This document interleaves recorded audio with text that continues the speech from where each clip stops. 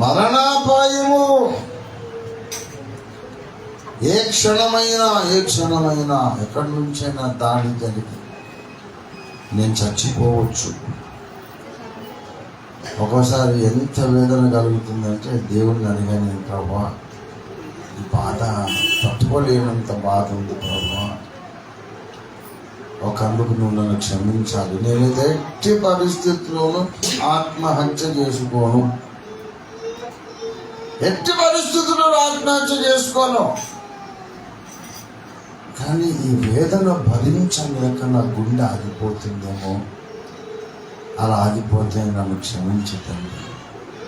నేను కావాలని చేయట్లేదు, కానీ నువ్వు పెట్టే బాధలకి గుండె కొట్టుకోవటం ఆగిపోతుందేమో, అది నాకు నేరంగా ఎంచకు తండ్రి అని ప్రార్థన చేసిన ఘట్టము నా లైఫ్లో ఉంది. మీరు పరలోకానికి వచ్చాక నా బ్రతుకు సినిమా మొత్తం మీరు చూస్తారు.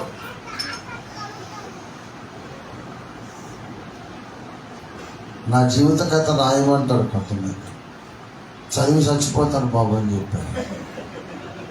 అదేమన్నా ఎదుర్కొన్నది కాశీ మధ్యలో కథలు అనుకున్నాను. భక్తుని జీవిత కథ సామాన్యులు భరించలేని గాఢాంధకార లోయ కథ, బాకాలోయ కథ. మామూలు విషయం కాదు. సమీపించారా అని తేజస్సులో ఉన్న దేవునితో కాలుచున్న రాళ్ల మీద జరిగినటువంటి ఆ సమావేశాలను చూసి యుగములకు పూర్వం యుగముల తరువాత ఏం జరగబోతుందో కాల ప్రయాణం చేసేంత సినిమా చూసి రావాలంటే దేవుడు ఎంత కొలిమిలో పెడితే అక్కడ తీసుకెళ్తాడు. ఎవ్వరు ఊహించనంత ఉన్నత మర్మాలు ప్రత్యక్షత కలిగిందంటే, ఎవ్వడు కలలో కూడా ఊహించని కొలిమిలో కూడా ఈ భక్తుడు కాలేడని అర్థం. జస్ట్ విని చచ్చిపోతారా బాధపడలే. అలాంటి లోయలో గుండా నేను నడిచాను. అయితే దేవునికి స్తోత్రం, దేవుని మహాకృప ఏంటంటే ఇన్ని బాధలలో కూడా పరుగు మధ్యలో ఆపేశాడు అనే నింద నాకు వద్దు ప్రభు. దేవుడే వదిలేసిన, మనుషులు శత్రువులైనా, దేవుడు కూడా దూరం అయిపోయినా, ఏ వాగ్దానము నెరవేరకపోయినా ఆపకుండా పరిగెత్తాడన్న రికార్డు ఒక్కటి ఉంటే చాలు తండ్రి అని చెప్పి పరిగెత్తాను. చూసారా, అది నా గొప్పతనం కాదు, నాకు దేవుడు అనుగ్రహించినటువంటి అభిషేకం. సంకల్పము నాది అలా పరిగెత్తడానికి సహాయం చేసిన వాడు పరిశుద్ధాత్మ దేవుడు. దేవుని స్తోత్రం కలుగునుగాక. సంకల్పం ఉండాలి నీకు. సంకల్పం ఉంటే ఆయన సహాయం చేస్తాం. సంకల్పమే వదిలేసావనుకో, ఆయన ఏం దేవుడు ఏం సత్యం అవసరం లేదు అని నువ్వే అనుకుంటే సరే తదాస్తం అంటాడు. ఆమె అనువాడు. నాలో ఒక మొండి పట్టుదల, నేను మాత్రం ఓడిపోయిన వాడిగా న్యాయపీఠం ముందుకు రాను. ఎరా మధ్యలో పరుగు ఆపేసావేంటి అని నన్ను తిట్టే అవకాశం దేవునికి ఇరా. ఆఖరి దాకా నేను నమ్మకంగా పరిగెత్తి పైకి వెళ్ళి, ఏంటయ్యా ఇలా చేసావు, ఇదేంటి నీ నిర్వాహకం అని నేనే ఆయన అడుగుతాను. అలా పరిగెత్తాను తీర్మానించుకున్నాను. దేవుని చాలాసార్లు చెప్పాను, తీర్పు రోజు కొరకు నేను ఎదురు చూస్తున్నాను అని చెప్పాను. నువ్వెందుకు ఇలా చేసావు అని నవ్వాడు ఆయన. రే జగమండోడు నువ్వు, సరే రారా మాట్లాడుకున్నారని. అంత మొండోడు అయితేనే నువ్వు దేవుని సైన్యములో ఒక సైనికురాలిగా ఉండగలవు, దేవుని ప్రణాళిక నెరవేర్చగలవు. అప్పుడే నీకు దక్కుతుంది అక్షయ కిరీటం. దేవుని స్తోత్రం కలిగి ఊరికనే సువార్తను నమ్మి నీళ్ళలో బుడుమని ఒక్కసారి మునగంగానే మా బడే మునిగేవరాని కిరీటం పెట్టాడు ఆయన. రక్షణ పొందుట వేరు, కిరీటము ధరించుట వేరు.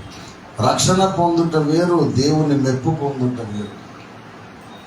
రక్షణ పొందడం వేరు, దేవుడు అనుగ్రహించే రాజ్య సింహాసనం దక్కించుకోవడం వేరు. మనం దాని మీద దృష్టి పెట్టాలి. దేవుని స్తోత్రం కలుగును గాక. హల్లెలూయా, హల్లెలూయా. ఈ దినాన్ని మనం ఒక తీర్మానం చేద్దాం. ప్రభువా, నన్ను బలపరుచు తండ్రి, నాకు ఓపిక ఇచ్చి. ఇంకా చాలా సంగతులు అందులో ఉన్నాయి. ఇంత ఓపిక నీకు రావాలంటే ఏం చేయాలి? పుణ్యం 4 అయింది, మళ్ళీ నాకు ఫ్లైట్ టైం అయిపోతుంది. నా స్కూటీ నాకు చూపించరా?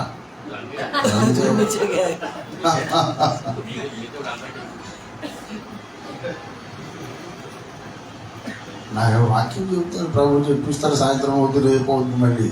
కానీ మళ్ళీ ఫ్లైట్ మిస్ అయిపోతుంది. ఇంత ఓపిక నీకు ఉండాలంటే ఎంత అద్భుతమైన గ్రంథం అండి బైబిల్. ఏ సబ్జెక్టు ఆయన వదిలిపెట్టాడు, కరెక్ట్గా ముగిస్తాడు, సంపూర్ణంగా చేస్తాడు. ఒక ప్రత్యక్షత. 12వ అధ్యాయము హెబ్రీ పత్రిక చూడండి, 12వ వచనం. కాబట్టి వడలిన చేతులను. ఇప్పుడు విశ్వాసులకు అందరికి ఏమైపోయిందో చెప్పండి. వడలిన చేతులు, సడలిన. ఇది విశ్వాసుల పరిస్థితి చెబుతున్నాడు, దేవుడు ప్రవచిస్తున్నాడు. ఈ అక్షయ కిరీటం కొరకు పరిగెత్తి సిలువను సహించి దేవుడు కొట్టే ప్రేమపూర్వకమైన దెబ్బలు, ద్వేషముతో లోకము చేసే గాయాలు, అగ్ని పరీక్ష, ఈ సిలువను సహించి ఇన్ని బాధలు పడ్డందుకు డ్యామేజ్ అయిపోతుంది మన మానసిక స్థితి, ఆత్మీయ స్థితి డ్యామేజ్ అయిపోతుంది. నాకు ఫస్ట్ మ్యారేజ్ అయినప్పుడు నేను ఎంత బలవంతున్నా మీకు తెలుసు. నేను 100 కిలోమీటర్లు సైకిల్ తొక్కి,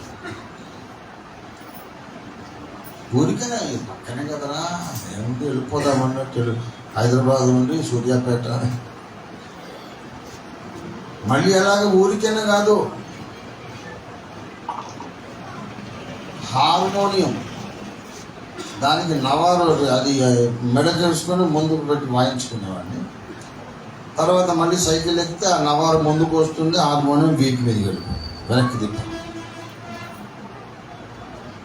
తర్వాత నాదొక బ్యాగ్ ఉంటుంది, అందులో ఒక జత బట్టలు మార్చుకోవడానికి, టవలు, బైబిలు అవన్నీ ఉంటాయి, అదొక బ్యాగు. ఇంకోవైపు యోహాను సువార్తలు, జీవమార్గం అనే అవన్నీ. ఇటు వెనక టైర్కు వెనక చక్రానికి పెట్రోమాక్స్. రాత్రి అయితే ఎక్కడైనా ఆగితే అది గ్యాస్ పంపు కొడితే పెట్రోమాక్స్ వెలుగుతుంది. అది ఈ బరువులన్నీ మోస్తూ నేను సైకిల్ దొక్కి వెళ్ళిపోతా ఉంటే నా టీం ఎక్కడో 2 మైళ్ళు వెనుకుంది. అది ఎప్పుడు ఉపవాసాలు. నేను ఏదో మరి ముందు ఊర్లోకి వెళ్ళిపోయి రావట్లేదు ఏంటని చెప్పి రోడ్డు పక్కన హోటల్లో ఆగి వాళ్ళు వచ్చేదాకా కొట్టి ఇవ్వండి అని చెప్పి టీ తాగుతుండే. అంత బలం. చాలామంది అడిగారు, ఓపిక అసలు మంచివేనా అంటే నేను అనేవాడిని, నాకున్నట్టుగా ఎముకలను మాంసం భూతములకు ఉండవు. ఎన్ని చూడండి చాలా జోకులు వేసుకున్నాను. తిండి తినవేమి లేదు, పిట్టలాగా. అసలు భోజనం చేయకుండా ఉపవాసాలు ఉండి ఎలా తొక్కేస్తున్నావు అంటే దేవుడు అంత మరణించాడు నాకు. అటువంటి వాడిని నాకు పెళ్ళైన తర్వాత ఆ మనోవేదనతో ఏమైంది తెలుసా, నాకు నర్వస్ బ్రేక్ డౌన్ అయిపోయింది. సంతకం పెడితే నా సంతకం నేను పెట్టలేక నా చెక్కులు బ్యాంక్లో ఫెయిల్ అయిపోయింది. సిగ్నేచర్ మిస్ మ్యాచ్ అయిందని. అలా వేదనకు ఆలోచించుకొని బాధపడి నరాలు ఇలా వణుకుతూ సంతకం పెడితే సంతకం సరిగా వచ్చేది కాదు. చెక్కులు రిజెక్ట్ అయిపోయాయి. పంచితోఫిల్ అంటే మహాబలవంతుడు వ్యక్తిలాగా, అంటే ఆ పుణ్యాత్ముడు అలా చేసిన అంత వేదన. పిల్లరా, అటువంటి వేదనకరమైన ఘట్టం ఎందుకు వచ్చింది, ఎలా వచ్చింది? నేను వడలిన చేతులు అన్నందుకు చెప్తున్నాను. అసలు చేతులు వడలడం అంటే అర్థం ఏంటంటే ఏది పట్టుకోలేము, ఏ పని చేయలేము, బరువు మోయలేము, అంటే పని చెయ్యలేని పరిస్థితి.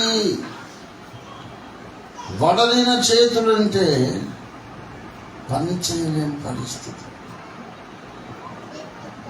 తర్వాత సడలిన మోకాళ్ళు అంటే ప్రార్థనా జీవితం అనేది సన్నగిలిపోయింది. మోకరించడం చేతగారు, మోకరించినా దేవుని సన్నిధిలో కనెక్షన్ దొరకదు, దేవునితో కనెక్షన్ దొరకదు. ఎలాగో కనెక్షన్ దొరకనప్పుడు ప్రార్థన చేసి ప్రయోజనం ఏముందని మెల్లిమెల్లిగా మానేస్తారు. ఇలాగ కోట్ల మంది విశ్వాసులు ఇవాళ సడలిన మోకాళ్ళతో బ్రతుకుతున్నారు. సిద్ధాంత విషయాలు చర్చిస్తారు, అన్నీ మాట్లాడతారు. బ్రదర్, మోకాళ్ళలోని గంట సేపు నువ్వు ప్రార్థించి ఎన్ని రోజులు ఏందని అడిగితే తెల్ల ముఖం వేస్తాడు. బాగానే ఉన్నాను కదా, ప్రభు పనులు తీసుకుంటున్నాను అనుకుంటున్నాను, కానీ మోకాళ్ళు బాగున్నాయా అని అడుగుతున్నాను నేను. నీ సిద్ధాంత పరిజ్ఞానం బాగున్నది, నీ వస్త్రధారణ బాగుంది, ప్రైజ్ ది లార్డ్, హల్లెలూయా, క్రైస్తవ పరిభాష బాగుంది, నీ మోకాళ్ళ సంగతి ఏంటి చెప్పు. మోకాళ్ళు ఎలా ఉన్నాయి? సడలిన మోకాళ్ళు, వడలిన చేతులు, దేవుని కొరకు పని చేయలేని బలహీనమైన హస్తాలు, మోకాళ్ళుని ప్రార్థించలేని బలహీనమైన మోకాళ్ళను ఇప్పుడు మీరు బలపరచండి అన్నాడు. బలపరచుడి అన్నాడంటే బలపరచడానికి అవకాశం ఉన్నదని అర్థం. దేవునికి స్తోత్రం కలుగునుగాక. 10 సంవత్సరాలు నువ్వు మోకరించకపోయి ఉండొచ్చు, ఈరోజు మళ్ళీ నిన్ను మోకరింపచేసే శక్తి దేవునికి ఉంది. దేవుని స్తోత్రం కలుగునుగాక. ఎన్ని సంవత్సరాలు నిన్ను ప్రార్థనకు సైతాను దూరపరిచినా ఈరోజు నువ్వు కోరుకుంటే మళ్ళీ దేవుడు నిన్ను చేరదీస్తాడు. ఈరోజు ఒక టర్నింగ్ పాయింట్ మన జీవితంలో. సడలిన చేతులు, వడలిన మోకాళ్ళు మనం బలపరుచుకునే ఒక తీర్మానం మనం ఇవాళ చేద్దాము. ఈరోజు మనందరి జీవితంలో కూడా ఒక ఉజ్జీవాన్ని మనం పొందుకుందాం. దేవుని బిడ్డలారా, మన చేతులు బలపరుచుకుందాం, మోకాళ్ళు బలపరుచుకుందాం. ఎందుకంటే మోకాళ్ళు బలహీనంగా ఉంటే ఎలా పరిగెడతాడు? మోకాళ్ళు లూజు అయిపోయినాయి, కీళ్ళు వదిలేకపోయినాయి బాబు, కిరీటం ఎలా దొరుకుతుంది? అక్షయ కిరీటము ఎవరికి దొరుకుతుందంటే మోకాళ్ళు బలంగా ఉన్నోడికి దొరుకుతుంది. దేవుని స్తోత్రం కలుగునుగాక. పరుగంటే ఏంటి తెలుసా? రోడ్డు మీద పరిగెత్తడం కాదు, ప్రార్థనలో పరిగెత్తడం, విజ్ఞాపనలో పరిగెత్తడం, దేవుని సహవాసంలో పరిగెత్తడం, వాక్య పరిశోధనలో పరిగెత్తడం, దేవుడు అప్పగించిన పనులు కంప్లీట్ చేయడానికి పరిగెత్తడం. అందుకే చేతులు బలపరుచుకుందాం, మోకాళ్ళు బలపరుచుకుందాం.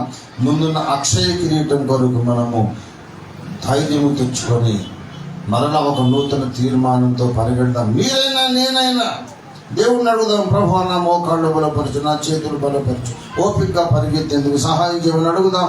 రండి, ప్రార్థన చేసుకుందాం. అందరూ కూడా కళ్ళు మూసుకొని తలలు వంచండి.